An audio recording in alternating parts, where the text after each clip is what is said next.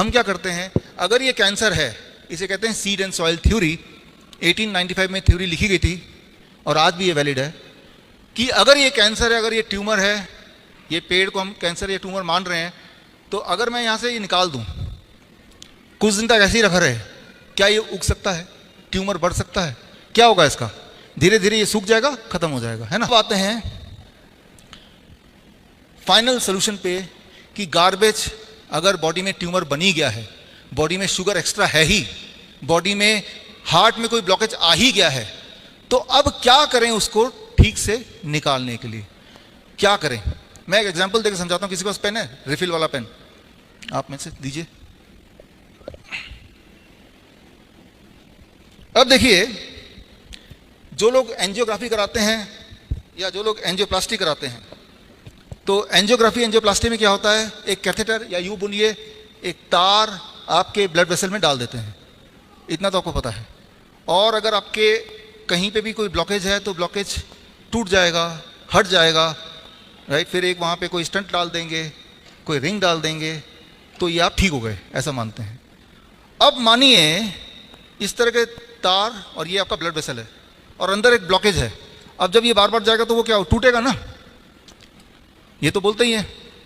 अब वो गार्बेज टूट गया है, लेकिन गार्बेज बॉडी के अंदर ही है ना इस वक्त भी, तो क्या होगा, वो ब्लड में पूरे बॉडी में घूमेगा या घूमता है, और घूम के अक्सर वो ब्रेन में अटकता है। अब होता है ब्रेन स्ट्रोक। तो जब भी आप सोचते हैं, डायग्नोज करके देख लेते हैं, एंजियोग्राफी करा के देख लेते हैं, तो आप अपनी तैयारी कर रहे हैं ब्रेन स्ट्रोक करवाने की।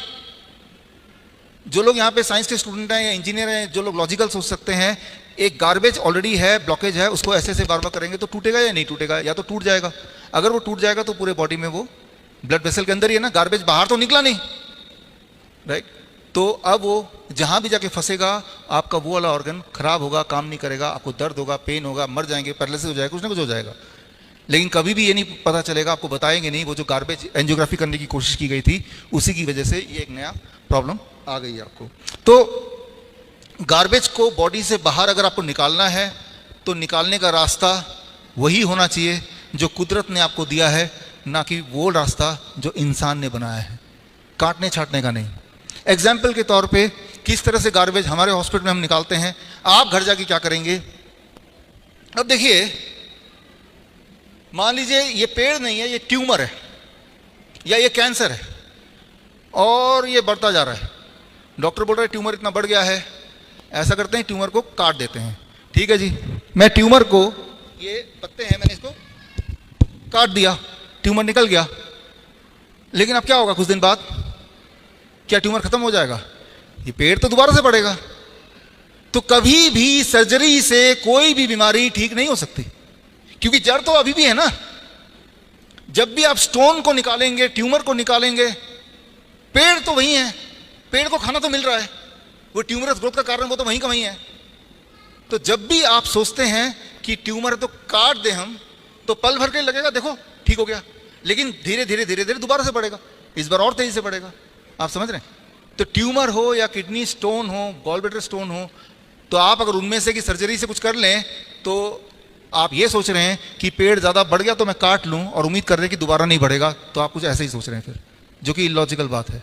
तो करना क्या होगा, हम क्या करते हैं, अगर ये कैंसर है, इसे कहते हैं सीड एंड सॉइल थ्योरी, 1895 में थ्योरी लिखी गई थी और आज भी ये वैलिड है कि अगर ये कैंसर है, अगर ये ट्यूमर है, ये पेड़ को हम कैंसर या ट्यूमर मान रहे हैं, तो अगर मैं यहाँ से ये निकाल दूँ, कुछ दिन तक ऐसे ही रखा रहे, क्या ये उग सकता है, ट्यूमर बढ़ सकता है? क्या होगा इसका? धीरे धीरे ये सूख जाएगा, खत्म हो जाएगा, है ना। तो जो एनवायरमेंट है, जिस एनवायरमेंट पे वो ग्रो कर रहा था, उस एनवायरमेंट को बदल दो, चेंज कर दो उस एनवायरमेंट को। अगर आप ऐसा कर पाए तो ट्यूमर बॉडी ने बनाया है तो बॉडी डिसॉल्व करेगा, स्टोन बॉडी ने बनाया है, बॉडी डिसॉल्व करेगा, तो वो परमानेंट इलाज है। तो ऐसा हम अपने हॉस्पिटल में करते हैं। आप कैसे करेंगे घर जाके आज से, तो वो मैं आपको अभी एग्जाम्पल के तौर पे बताने जा रहा हूं। हम अपने हॉस्पिटल जो करते हैं बड़ा इंटरेस्टिंग है कि आपके बॉडी ने ट्यूमर को निकालने का, जो चीज़ बॉडी को पसंद नहीं है, जो चीज़ बॉडी में अटक गई है, वो स्टोन है, ट्यूमर है, क्रिएटिनिन है, पोटेशियम है, शुगर है, प्रोटीन है, कुछ भी हो सकता है। वो कोई भी चीज़ अधिक है तो बॉडी में कुछ ना कुछ गड़बड़ करेगी। तो पेशाब का रास्ता निकाला है जो फिर भी बंद हो गया। एक और रास्ता है, वो है आपकी तीसरी kidney. Third kidney is your skin. आपका स्किन के जो पसीना आता है उसका एक बूंद लीजिए और पेशाब का एक बूंद लीजिए, दोनों केमिकल एनालिसिस करेंगे तो आपको लगभग सेम मिलेंगे। आपके पसीने में भी क्रेटिनाइन होगा, शुगर होगा, प्रोटीन होगा, यूरिक एसिड होगा, यूरिया होगा, आपके पेशाब में भी यही होता है। तो हम अपने हॉस्पिटल में ऐसे पेशेंट जो किडनी के पेशेंट हैं, खास तौर पे जिनके बॉडी में पानी जमा हो गया है, जो असली वाले पेशेंट हैं, जो बहुत कमज़ोर हो गए हैं, जिनकी पेशाब बंद हो गई है, जो हफ्ते में 2-3 बार डायलिसिस करना पड़ता है और ऐसा कई सालों से करते जा रहे हैं, जिनका आखिरी कगार पे आ गया ट्रांसप्लांट करना है, तो उनको हम क्या कराते हैं वो देखिए अगला।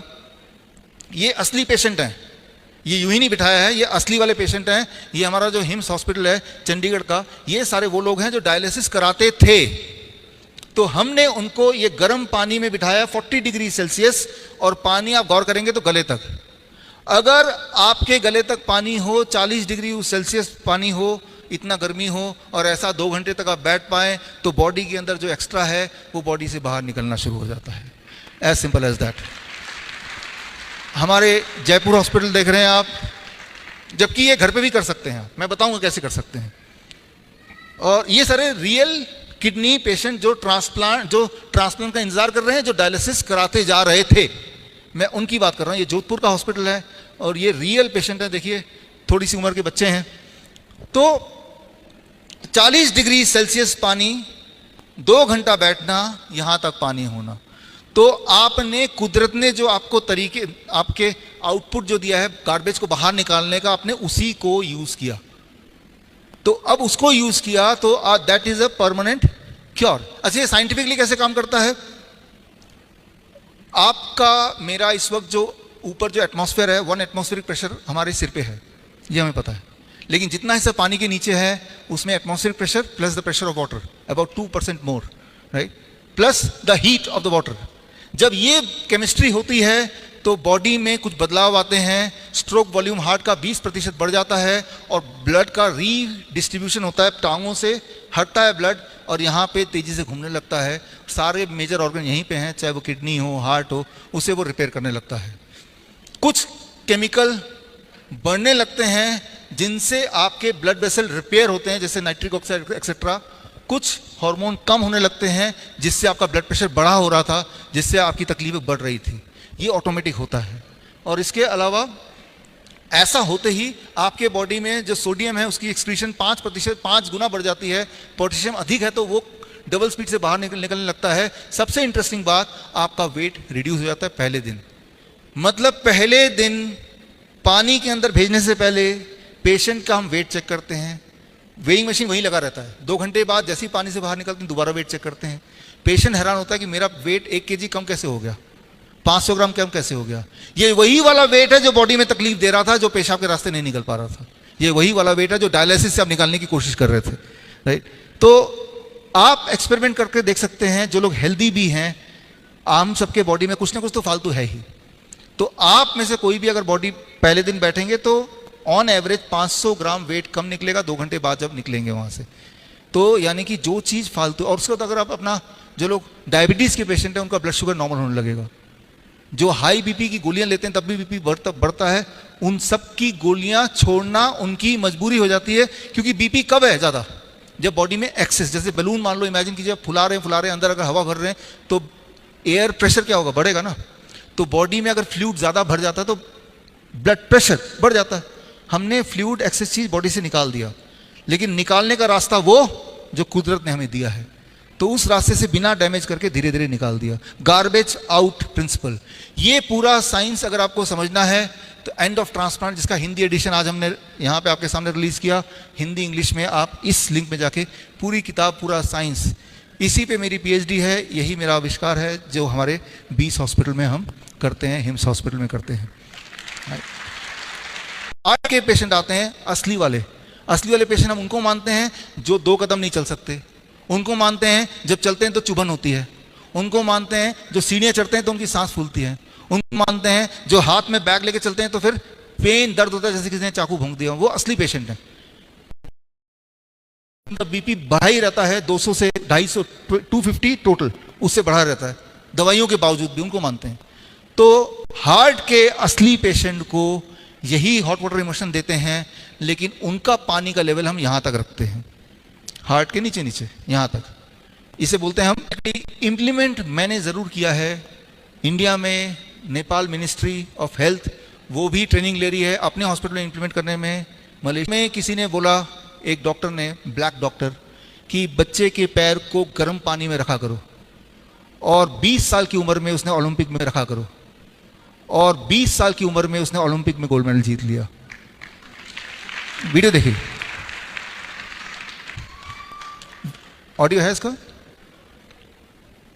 विल्मा रुडोल्फ, पोलियो 12 साल की उम्र तक बाएं पैर में, और ये 20 साल की उम्र की, अब देख रहे हैं, ये 20 साल की उम्र में उनकी ये दौड़ 100 मीटर फाइनल ओलंपिक दौड़, ये 20 साल की उम्र में ये गोल्ड।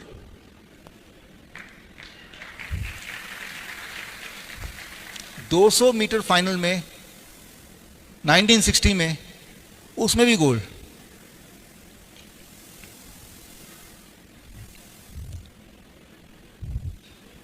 और ये 400 मीटर रिले, और इसमें भी गोल्ड।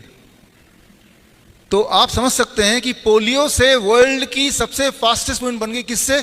सिर्फ हॉट वाटर इमर्शन से, हॉट वाटर इमर्शन से। तो ये इतिहास में दर्ज है, तो इसको हम डिनाई नहीं कर सकते।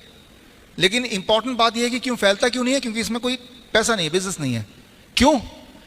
क्योंकि मैंने अपने पेशेंट्स को बताया, ऐसे जैसे आपको बता रहा हूं, उन सब ने, उनमें से कोई भी हमारे हॉस्पिटल नहीं आया। तो हमने कहा कि पेशेंट से फ़ोन किया, क्या हुआ भाई, हमारे हॉस्पिटल आओ, हमने इतना अच्छा टेक्निक इन्वेंट किया।